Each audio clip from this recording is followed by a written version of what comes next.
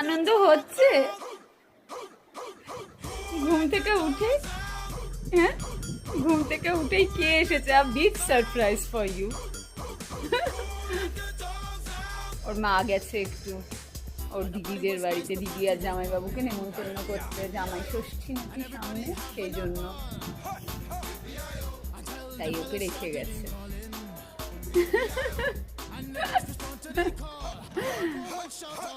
ওলি